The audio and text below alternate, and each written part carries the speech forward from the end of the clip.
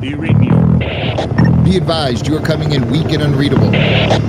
Say again, Com Tower. This is Pacho. Do you read me? Pacho, this is Com Tower. I read you Lima Charlie. Com Tower, Com Tower. Request permission to launch and commence the field op. Over. Stand by. Pacho, permission granted. I say again, permission granted. Roger that. Launching podcast in 3, 2.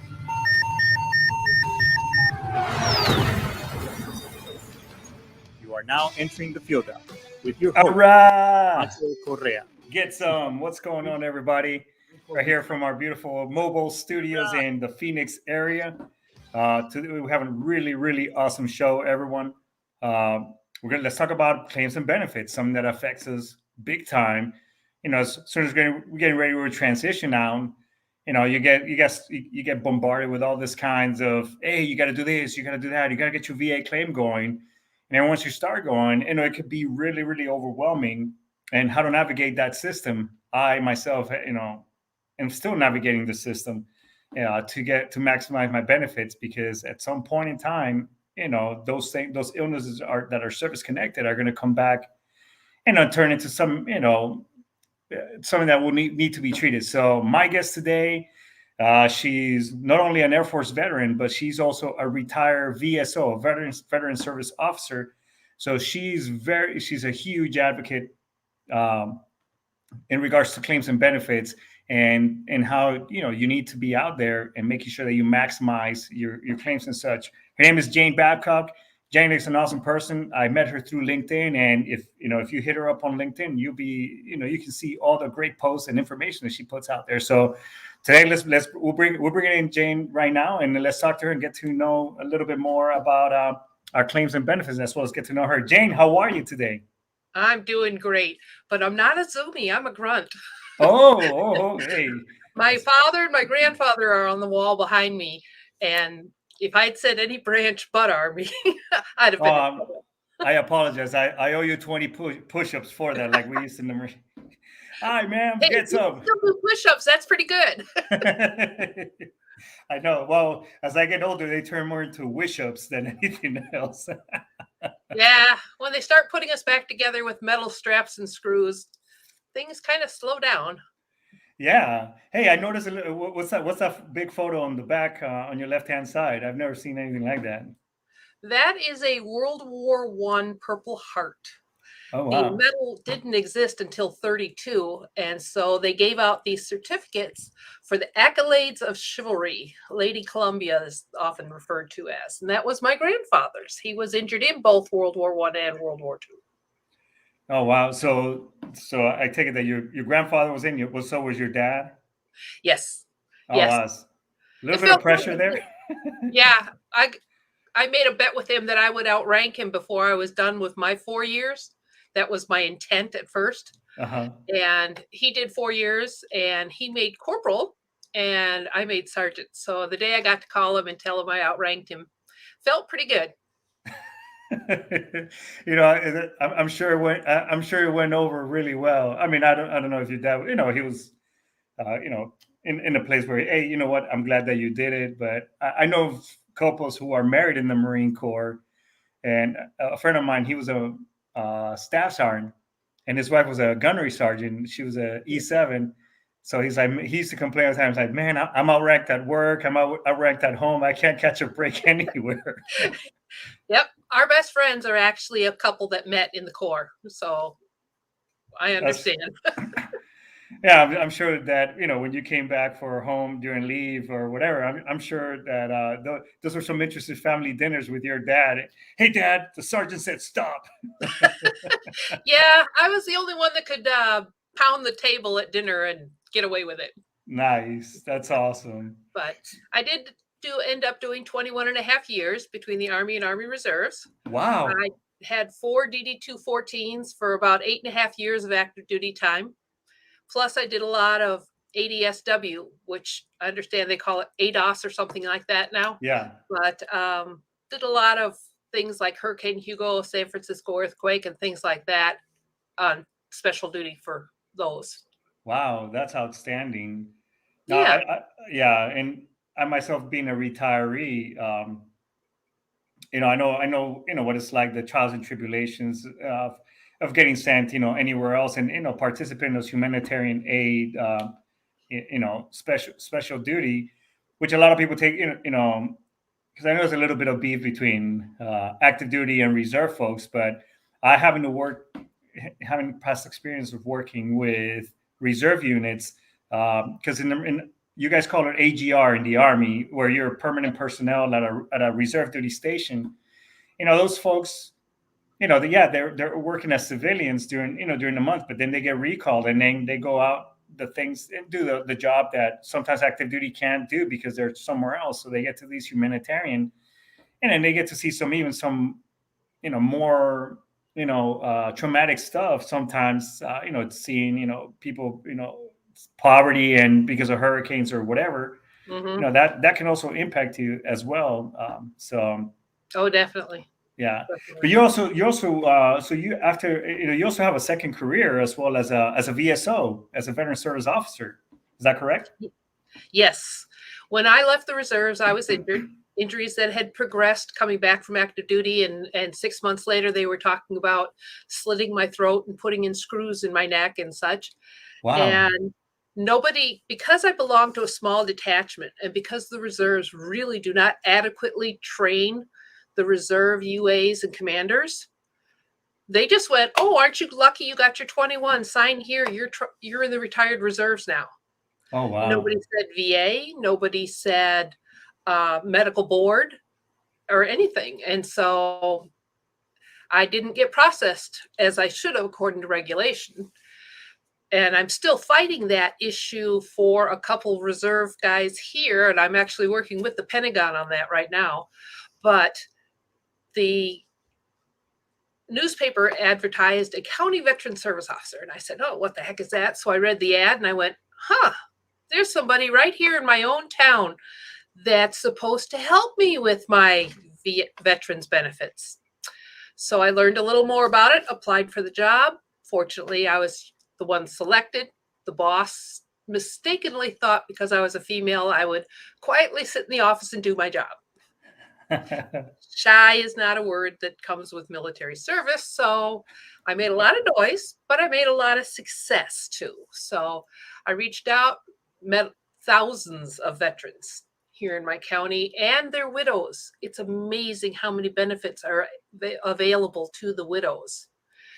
And so that's what I did. I advocated for veterans and I fought the good fight with the VA and learned a lot. And I'm one of those analytical people, so I loved reading the regulations. Yeah, no, and one thing that when I'm assisting vets, because I also assist them with their claims and how to get on the e-benefits. Obviously, I'm not at your level, because I mean that's what you did, your bread and butter for many years. But it's really important that not know it verbatim, but go to how to talk the language of the 38 CFR for veterans benefits, which I know. God bless the system and the basis for doing their transition assistance programs. However, I think there's still a huge disconnect between us setting up those service members for success in their transition out of the service back into the workforce, and getting them ready for their claims and benefits, because a lot of the stuff I learned through the School of Hard Knocks or from somebody else. So can you expand on a little bit as to what are some common mistakes that you see, or not mistakes, or challenges that us transitioning service member encounter, and as well as how to mitigate some of the angst and pains to maximize our claims? Yes. Well, first and foremost, I always advise any veteran or any military personnel to find a veteran service officer. As an accredited veteran service officer, I actually went through state training, national training. I had to spend a week every year going to training, and I belonged to an association that allowed me to reach out to somebody in California and say, "Hey, this guy entered service from California. He's now here in Wisconsin on a job, say, and he doesn't have his DD 214, but we need to get him into the VA." So they could have hooked me up with that document Wow. so that I could get him into the VA here. Wow. Or I could go back and, the guy's been out of service 20 years and he's now in Wisconsin. I could get that DD 214, or I could get that document to help support a widow's claim. So that relationship and the network that we had and the ability to talk to each other on our forum and say, hey, I've got this problem. Didn't somebody mention that they had actually changed a death certificate? How did you do it? So we could teach each other. So you Right. have that thousands of CVSOs and VSOs and TSOs that are out there with all this knowledge. And so that's where the starting point should be. When you're on post, they're going to introduce you to people like the VFW and the other organizations. Yes. The difference there is they belong to one separate organization. But if you go on the VSO accredited list, you'll see them, and you will also see the ones nearest your home.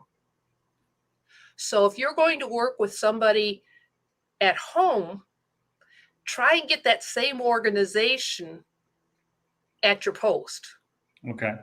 It makes that transition back to home a lot easier. It makes it so that VSO can follow up on things for you easier.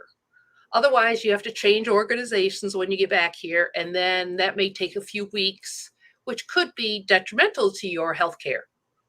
So why not try to organize it so that they're the same group. As a county veteran service officer, I worked for my county, so I was paid by them, which meant my services were free. And I was accredited with 5 of the national organizations. Oh, wow. So if you hooked up with the VFW at Fort Bragg, I had the ability to access your records with just your signature. Okay. So that helps make it easier on you. And also reach out to them back home and say, hey, by the way, I'm due back there in 30 days. My claim is in process, or my spouse is already there doing house hunting. They may be able to hook them up with a local veteran and or veteran spouse who might help them integrate into the community while they're looking for a home for you to come back to. Start that relationship. Okay. So it's kind of like you're doing the warm handoff between active duty and making the connection with the folks at your home of record or wherever it is that you're gonna, plant that flag. Yeah, wherever your LZ is, start that relationship before you get here. Find out who might be able to help you start looking for a home, or what the services are. If you have a special needs child, getting you hooked up with Department of Human Services and things like that may benefit that child. So start that relationship early. The next thing is, while you're still in, it's much, much easier to find your buddies. And you and I spoke a little bit about buddy statements. Okay. Yeah. Let's talk about that. Yeah. That's a great segue. Go ahead. Yes. Every claim that goes in should have your personal statement. This is what I'm claiming. This is why I'm claiming it. This is the event in service that initially injured me, or where I was exposed to these chemicals like jet fuel or things like that might have caused problems for you. And then you are expanding on how it's impacting you.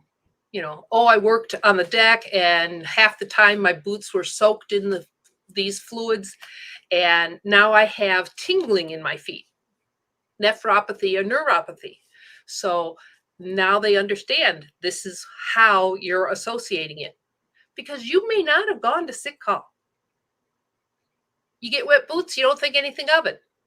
Right. You think of, take two Motrins, change your socks, you're good, right? Stay hydrated, right? Exactly. So not doing the sick call thing, you don't have a record. But if Tommy Smith worked in the same section and he says, oh yeah, we had that problem all the time. I knew Francisco from this year to this year, and we worked together in this shop, and this was the conditions we worked under. Now you have an eyewitness to the injury to you. Yes. Okay. And then oftentimes working with older veterans, we had to go back and ask family members or employers to write statements saying, Tom came home from service with a back injury. And over the years, it's progressed to this point. And the employer might say, well, yeah, he used to do this job where he lifted these casings, but we had to switch him over to the line where he packed casings so that he wouldn't have to do the lifting. Well, that shows the impact on the quality of life and your ability to be employed. So when we talk about compensation, VA looks at it as any injury or illness caused by or aggravated by service that's a chronic detractor to the quality of life and has a current diagnosis. Sprain your ankle in basic training and it's 40 years before it bothers you, they're not going to make that connection. But sprain your ankle in basic training and maybe again before you get out of service, you're taking a lot of ibuprofen, you stop playing baseball on the baseball team because your ankle rolls out on you a lot. Your spouse is able to talk about, the fact that you can't squat down comfortably while you're playing with the kids. The employer talks about, changes at your job. Those are all things that show there's a chronicness of that injury. And if your doctor says, yes, you have, loosened ligaments in your ankle or whatever, that's a diagnosis. So now you have a justifiable claim. No, it's important. In regards to the buddy statements and family statements, we were talking right before we came on the show. I myself was, with the VA because they were trying to reduce me, and I do this podcast. I help vets, and so on and so forth. But this is a facade that people get to see. What I'm getting at is that we all have our own trials and tribulations in our private lives, right? We only allow people to see what they want, what we want them to see. So they don't know that you're struggling, whatever, and the impact that those statements will, they make a great impact on your claims or benefits. I did it myself, and I got my wife and daughter, and to be honest, it was a tough pill to swallow to seeing when my daughter was riding in there, but it helped my case. But it also helped me, and you might even get to understand what they're saying on there, like, oh wow, I didn't know it was that hard on them seeing mom and dad with their knees, or even their mental state, so on and so forth. So, but it does definitely help having, because they're the best litmus paper that you have right there, those friends and family, because we don't know, we're in the service, we're like, suck it up, roger that. But they're like, your friends tell you, dude, yep, you're not the same person. You don't smile anymore. Or did you know that you limped this way? No, I didn't know, dude. I just, you know what I mean? So yeah, exactly. They're going to see things. They're going to realize, okay, he can't listen to the TV without having it so loud that I have to go in the kitchen. Oh yeah. Life is nice, but she really doesn't like to spend that much time in the kitchen. Yeah. No, it's very right. One of the new things too is I just got done, the whole burn pit registry, and you had mentioned something about presumptive conditions. What is that specifically, and how can we start making claims for that to us, to basically maximize our benefits? Because we're not, a lot of vets that I run into as well, they say, oh, I don't deserve it, man. Let those guys and gals who went to combat, they're the ones who deserve it. And so a lot of us exclude ourselves from things that we rate and we've earned because the government got their pound of flesh out of us. So, so how can we get this whole presumptive conditions into the fold? Okay. Well, there's an entire section in the Combined Code of Federal Regulation that covers presumptives all the way from the tropical diseases and environmental things during World War I, World War II, Vietnam, herbicides, all the way through to the burn pits and even the dust storms. Oh, yes. Overseas. Because a lot of the sand was very talcum-like powder, and so you were inhaling it. Even if you had your face covered with a shabag or something like that, you were still getting that into your lungs.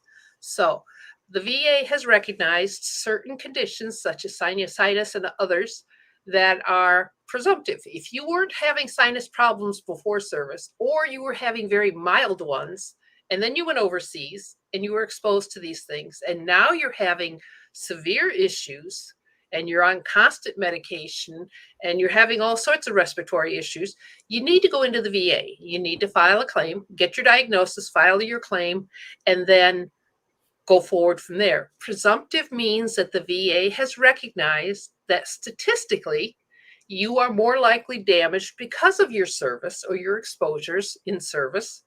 And so therefore, they don't argue. If you have a condition like ALS, Lou Gehrig's disease, the ice bucket challenge, that is a presumptive for all military veterans. Oh wow, I didn't know that. On average, we are almost twice as likely to get it as the rest of the country. Wow. So what happens is you walk into a VSO office and you say, here's my diagnosis, my medical record from my doctor showing that I have ALS, and the VA doesn't argue. I mean, that's one of the few cases where it could actually be settled within a few weeks, because Now, VA just says, we can't tell if you're the one that would have gotten it, like the civilian, or if you're the one that got it because of service. wow. So, and from that, they will provide 100% free health care, home ramps, in-home care. If you get the slow kind, it's usually, if you get diagnosed, you're usually either deceased in a year or you're going to spend 10 long years slowly progressing to that point. And the last half of it will be spent unable to do anything for yourself. Wow. So the VA will even provide nursing home care. They have contract nursing homes all over the country. They will contract with your local if there's not one nearby, because after all, you want your family to be able to support you while you're going through this misery. Wow. Okay. And they will provide 100% compensation, aid and attendance. There's so many things that come under the compensation side of the house. So you may say, okay, yeah, I've got some sinus issues I didn't have before service, no big deal. But what if those things progress to the point where you're on oxygen by the age of 57?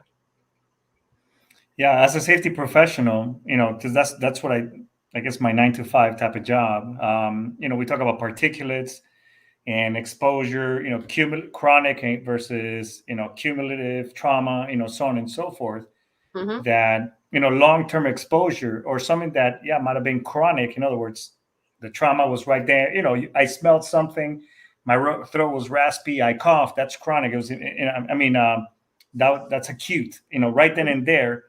But then there's chronic, where it's long-term exposure. So, and we're all different. So, Mm-hmm. somebody, hey, I breathe asbestos, but I'm okay. I died of other causes, whatever. But, some other person, their body's different. And, now I got asbestosis, from changing brake pads, while in the service and whatever. So, we don't take those things into consideration when we're, out of the service. And you have to be able to go back and be thorough. So, because if your medical record looks, as thin as this phone is, I usually tell them, dude, you're doing yourself an injustice. You got to throw everything in the kitchen sink. And when you're filing that claim, let them make the determination for you. Right. Let them decide the determination and the impact that it's having on your life. Because after all, if you have a knee and it's giving you some trouble, but not a lot of trouble, initially coming out of service, or, your first claim, they may say, we're going to rate you at 0%. Now, a lot of people mistake 0% and they think, oh, they're denying me. No, your claim will say that we're denied 0, 10, 20%. If it has a number assigned to it, then they have agreed that your military service damaged you in some way. But it's not impacting the quality of your life. It's not impacting your employability. That's what compensation really boils down to, is your employability. The Vietnam guy that develops type 2 diabetes, he's no longer able to drive a truck. No. He's no longer able to do heavy equipment operations. He can't climb ladders. So all those things that he couldn't do because he might pass out, that becomes employment. And that's what they're looking at. So basically, it's when we're fighting, filing for these claims, is make sure when that you advocate for yourself, and your statement should be how it's impacting your quality of life, one, and also affecting your ability to generate income through, with your employer. So, oh, my knees hurt. I can no longer walk. I'm a safety professional. I can't walk, the usually 10,000 steps because I'm constantly, my job requires me to be out and about. I have to sit down quite a bit, and to the point where my employer's like, hey, you're sitting down XYZ. So basically how it's affecting those things to match, so that the way the VA can say, yep, we need to compensate them for XYZ. Because true or not, can you debunk this myth? Are the people looking at your claim, are they doctors? Do they have any medical background? Is that true or not? No. Okay. Most of them don't, but there are specific groups. There are certain teams that handle specific cases, like traumatic brain injury. Those people are trained specifically for that. They are specific to that because it is such a gross variance. Somebody can be in a rollover vehicle and have very little impact, and the next person may end up being mentally 12 years old the rest of their life. Yes. So they need to understand when the doctor's writing the report and saying, signs of encephalopathy or calcifications in the brain. So some of them are trained specific to certain illnesses. But generally speaking, if you go in and you go for a medical exam, say on a knee, you're supposed to be seeing a doctor that understands joints and bones. Right. And that's where your VSO can sometimes come in handy, because they can look into your electronic claim file and see, oh, Dr. So-and-so gave you that exam. And gee, he's not an orthopedist, or he's not a bone doctor. We need to ask for a new exam if we're not happy with the results. He has a form, very much like these disability benefits questionnaires, that you can get your civilian doctor to fill out, which is going to give the VA pretty much the same information as a VA examiner. It's going to say, okay, how much lateral movement is there in that knee? When they make you hold your knee in place and then they twist it back and forth sideways. How much range of motion is there when you bend your knee up, putting your heel toward your buttocks? How much, when you straighten your knee, does it go over the 180-degree mark? Is there elasticity in the tendons behind it? Are you able to stand on one leg for X number of seconds? Things like that. So they're going to be looking at that. And when you go to an exam, the doctor says to you, can you touch the floor?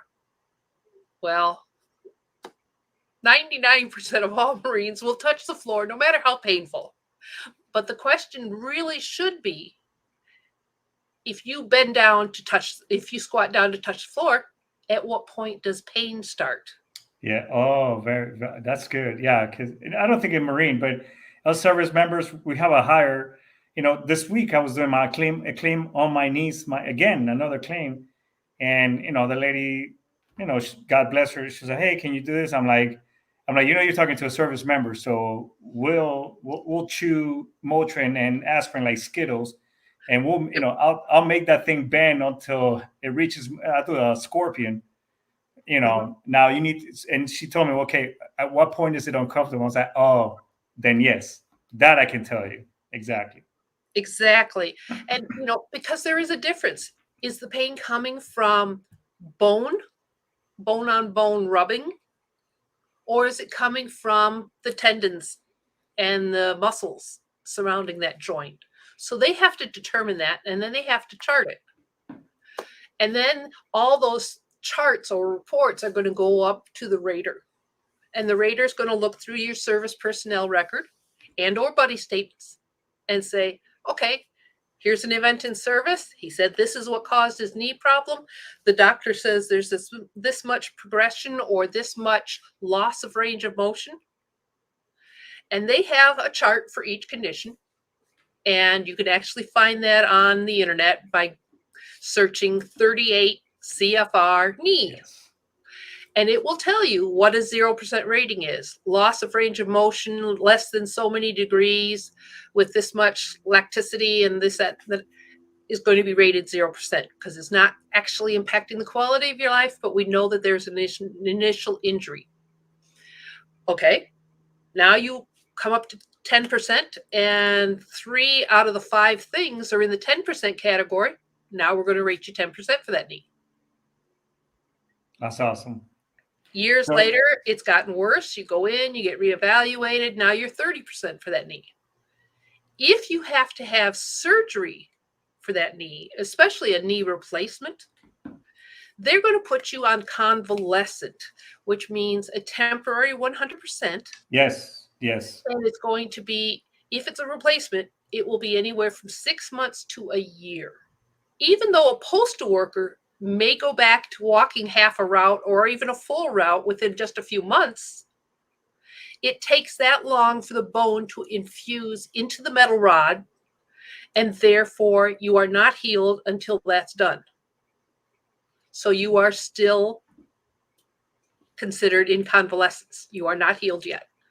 At that point, then they have you come back in and they do a re-exam. Okay, have you got, massive scars now on your knee? Did they accidentally cut some nerves when they were in there? Because not everybody has the same roadmap inside. Yeah. So are you now having tingling in your foot that you didn't have? Are you having a different pain? Are you having pain in the opposite hip? Because you spent the last year standing on the opposite leg. So now that's a secondary too. You've misaligned that hip for all that time, and now you're having hip pain. That can be evaluated as a service-connected secondary. That's awesome. No, so basically, getting, like we said at the beginning, educating yourself, getting to know the 38 CFR Code of Federal Regulations, because that, ladies and gentlemen out there in internet land, that's the one that you need to know in order to be able to talk, because you got to be able to talk the language and make it easier for that reviewer, as they're analyzing your case, paint them that clear picture so that way they're able to give you the best rating possible, so that way you get compensated for it. Jane, one last question. Should I or should I not pay for somebody to do my claim? Oh, please no. I did that on purpose. Yes, there are over 30 states that have county employees that are to do this. They're paid. You can go to your county, get it done and taken care of, because after all, that income benefits your county too. But there's also all the national organizations, American Legion, VFW, DAV, all those guys. And they go through the same process of training and accreditation. They've been cleared by the VA. None of them are wanted for bank robbery in California. So they have access to the VA's computer system. They can look in and say, hey, we need to quick scan in a document saying that you missed your exam because you were in a car accident and you need them to reschedule. Or, your child was born a month early. Quick, give me the birth certificate. We can send that in and get your dependent put on your claim. They could do things so much easier. Best example I can give you is a Vietnam guy. He was blue water because he had actually been transferred off of his ship to another ship for 24 hours of medical observation. And it was going through his entire file and all of his claim stuff, all the way back to his personnel file. And I found one little sick call slip that showed he was on the ship that was in blue water. Oh, wow. So sometimes that little lab slip or that sick call slip will say so much. Okay. So always get a VSO rep. And you can find those, go to the va.gov website, search accreditation, or go out there to Google and do va.gov accredited list or things like that, and you'll find that list. If not, get a hold of me on LinkedIn, and I'll be happy to send you links to all the resources that I use when I help people understand VA 101, and about all the future benefits that you may run into, whether it's housebound aid and attendance, your surviving spouse may become eligible for benefits, and also the War Veterans Pension Program, which is the most underused program out there. That's great, Jane. So can anybody? How can folks? You mentioned a little bit. What other platforms are you on, and where can people find you in case they have other questions? Because definitely, I'm going to bring you back. Because I mean, we could talk on for this about days. I know I can. But where can people find you on social media? Well, my main platform is LinkedIn. Yes, I'm glued into that. Yep, and then I'm on Clubhouse. Okay. I pop into rooms all the time when I see veteran rooms and things like that. I am doing a big push to try and get national media. So if anybody out there has any connections in the national news, talk shows, NPR, PBS, all that kind of stuff, please go out there and tell them, hey, there's 9 million veterans over the age of 65, and there's 8 million widows of those same generations, just the above 60, the above Vietnam. And yet 500,000 widows are receiving benefits. I bet you half of them are entitled to them. Wow. But the VA is only on the internet, and they're never going to hear it. So please help me help them. But you can also find me on Facebook, although I don't do it often, and I do have an Instagram account and things like that. But yeah, really, I know you're heavy duty on LinkedIn, so definitely, folks, if you're out, videos. So what now? Lots of videos like this on different benefits and stuff like that. So, yep. Everybody says to me, why don't you do your own live stream or podcast? Well, because I want different audiences every time I do one. I don't want my audience. I want everybody's audience. Well, I will definitely, if you're open to it, I would love to bring you back, and then we can keep charging at this, to spread the knowledge, So, yep. Jane, thanks so much for your time. It's been a true pleasure finally, to be able to connect with you and talk a little bit about benefits. Everybody out there, I will definitely, Jane will also be coming back to join us later on, and we'll talk a little bit more about claims and benefits, because it is important. Jen, you got anything else you'd like to, any parting words or any last tidbit that you want to pass on to everybody else?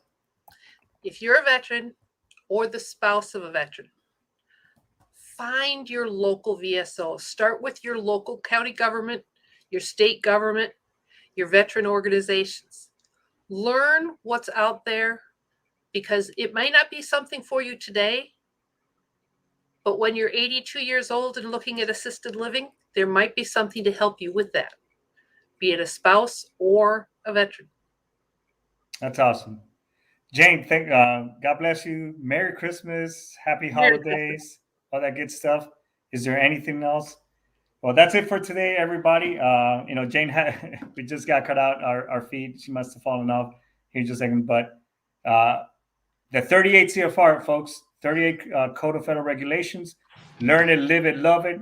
But with that being said, Merry Christmas, Feliz Navidad, Happy Kwanzaa, Happy Holidays, all that good stuff, everybody.